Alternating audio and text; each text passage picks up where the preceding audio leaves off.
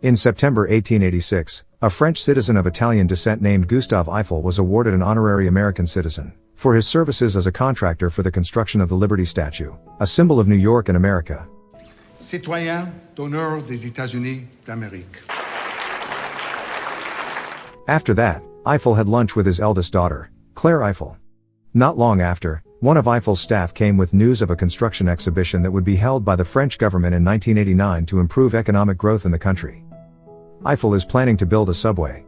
To actualize his dream, Eiffel needed the approval from the Minister of Trade.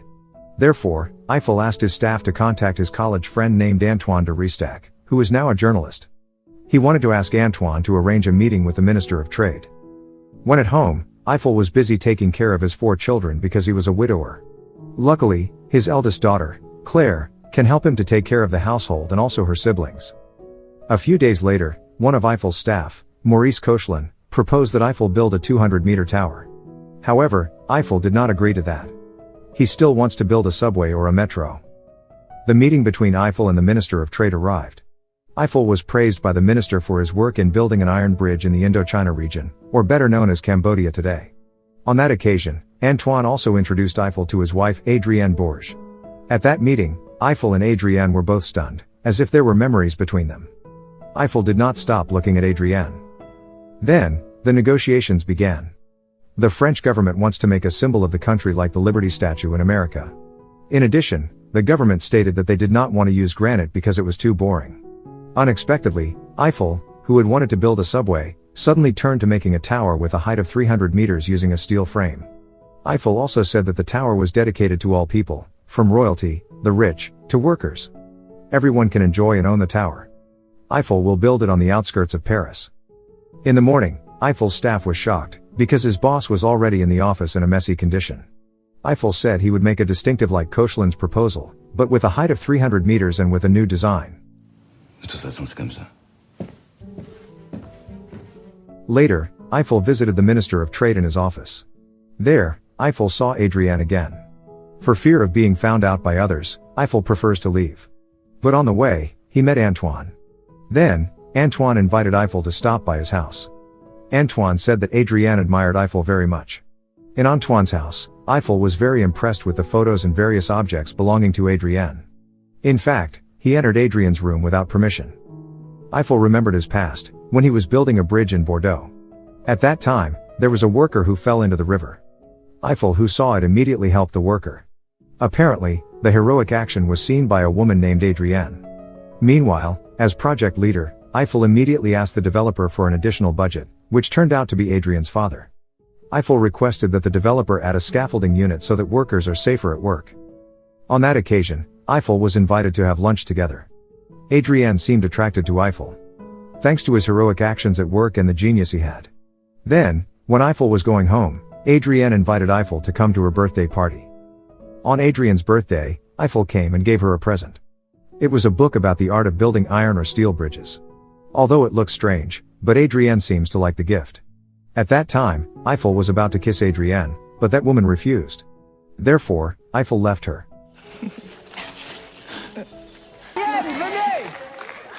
One afternoon, when Eiffel was going home from work, suddenly Adrienne was waiting for him. They then talk about their feelings. But Eiffel thought that Adrienne was just playing around. Adrienne was angry, so she threw herself into the river. Eiffel panicked, so he jumped in to save Adrienne.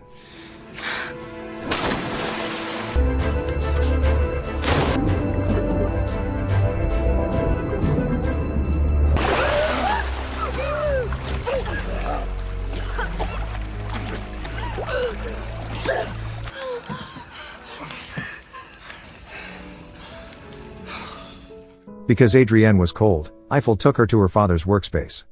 Eiffel also built a fireplace to warm Adrienne. They hugged, so that night, they made love. When Eiffel was remembering his past with Adrienne, not long after, Antoine caught Eiffel in his room. This made Eiffel realize and immediately said goodbye to go home. At the office, Eiffel became more enthusiastic about building the tower. He changed the entire tower design made by Koechlin to be more artistic. He also changed the legs of the tower, which was 4, into 2 main legs that resemble the letter A. Finally, the design of the tower made by Eiffel was completed. Furthermore, Eiffel was accompanied by Antoine, who acted as the public relations division, facing the State Council to present the design of the tower as well as requesting the approval regarding the construction and funding for the tower. Initially, the State Council questioned the structure and safety of the tower. They are afraid that the tower will endanger the community, because the geographical conditions in which the tower will be built have unstable soil and are prone to flooding. Eiffel answered the board members' questions with the technique he had prepared. He also assured the councillors that the construction of the tower would be safe. In addition, he also said that if the construction of the tower could attract tourists from the European region, it could increase the foreign exchange of the French state.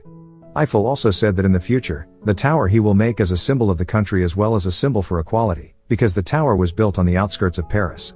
So, later, everyone can enjoy the tower. Voilà, les paratonnerres plongent le long de la structure. Allez-y. Ce jet d'eau a été pensé pour que la tour n'ait quasiment aucune prise au vent. C'est comme si elles avaient été formées par le vent. Que peut produire la force du vent? Le pilier s'incline. Pour remonter le pilier. Les poutres peuvent alors s'aligner. Long story short, finally the State Council approved the tower project to be built by Eiffel.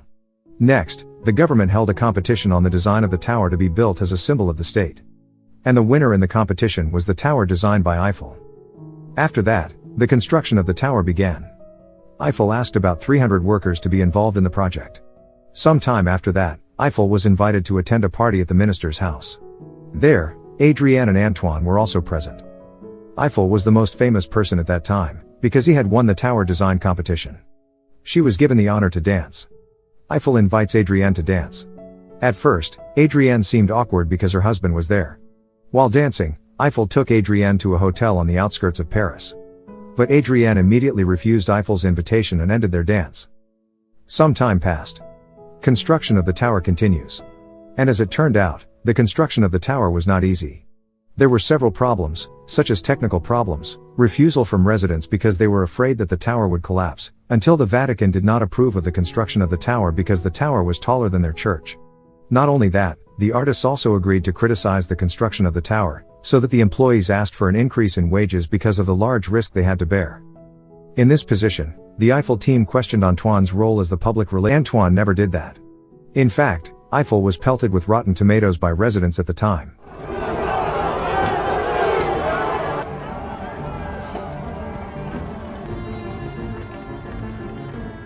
Meanwhile, Antoine showed Adrienne a story in the newspaper.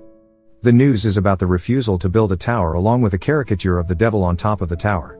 Then, in her room, Adrienne finds a caricature of the devil. It turned out that Antoine was the one who made the caricature and the news.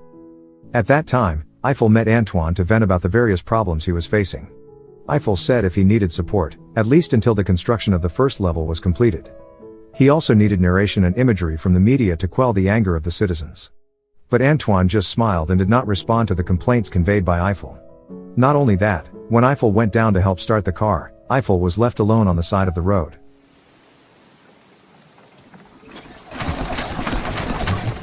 Tu peux essayer plus fort, s'il te plaît?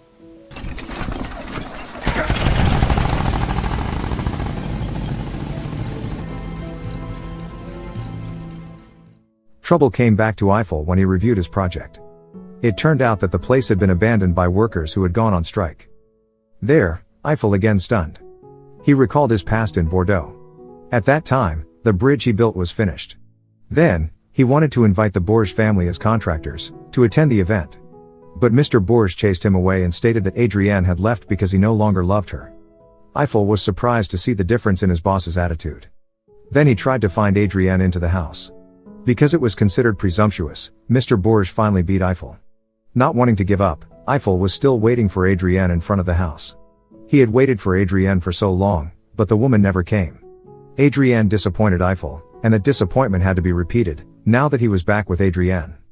Because she was owned by someone else.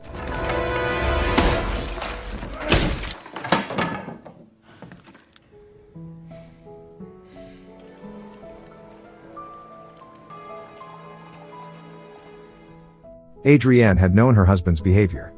And her husband has also found out about her relationship with Eiffel. Adrienne then met Eiffel at the hotel he had told her about. When he got there, Eiffel told Adrienne that he had been 20 years late. Then, Adrienne told Eiffel about her past. Adrienne said that in the past, she asked permission to marry Eiffel. But it was not approved by her parents, because Eiffel did not come from a noble family. Adrienne then told her parents that she was pregnant with Eiffel. Je suis enceinte de ce type. Je suis enceinte de Gustave. Adrienne's parents got angry, then sent her into the room.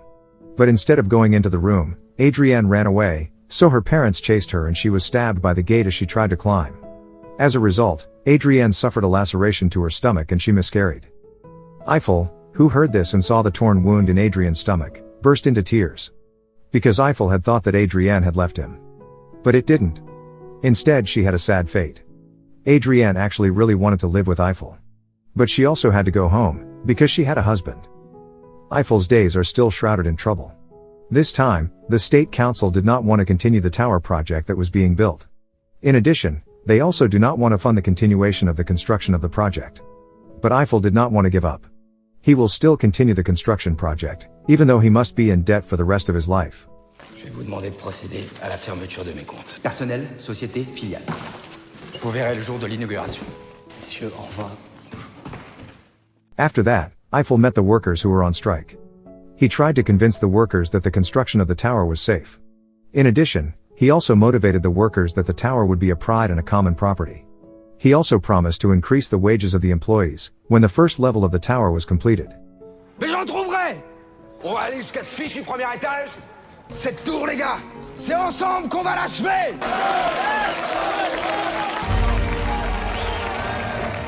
Finally, the construction of the tower was resumed. Adrienne also often visited the project and of course gave encouragement to Eiffel.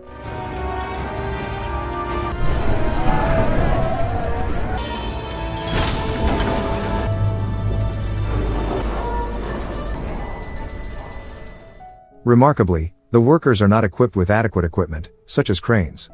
However, they can work on it until the final nailing of the first level is complete.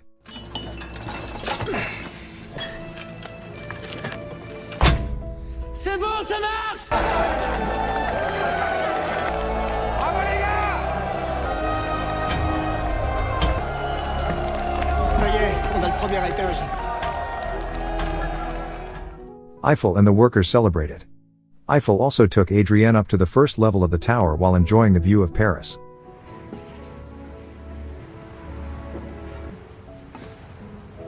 Attention. In that solemn situation, Adrienne said that if she would reveal all their relationships to her husband and intend to live a new life with Eiffel. That night, Adrienne really said that to her husband. But instead of divorcing his wife, Antoine keeps his wife and threatens Adrienne. If she dares to run away with Eiffel, then Antoine will destroy Eiffel's project through his various connections. The threat made Adrienne flinch. She was afraid that Eiffel's masterpiece would fail because of her. On the other hand, Eiffel was very happy. He didn't know what Adrienne was going through. He told her daughter that soon, they would have a new mother. But Adrienne never came. And in the evening, Adrienne came to Eiffel. As it turned out, Adrienne had come with Antoine. Antoine warns Eiffel that he won't be able to get it all. In addition, Antoine also shared that he married Adrienne when she was at the lowest point in her life. Adrienne was in a state of a torn stomach and was not considered by her family. Therefore, he would not just let his wife go. Furthermore, Antoine prefers to move to another city to save his household. Eiffel was just stunned and could not refute what Antoine said. Eiffel also had to let his true love leave him. After that, Eiffel continued to build the tower even though it was sad and hurt. Until finally, the tower was completed.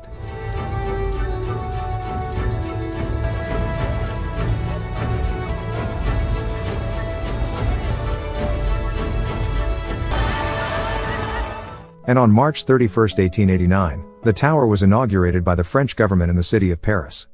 Everyone gathered to witness the inauguration. In the midst of the crowd, Adrienne was seen attending the event, before she disappeared again.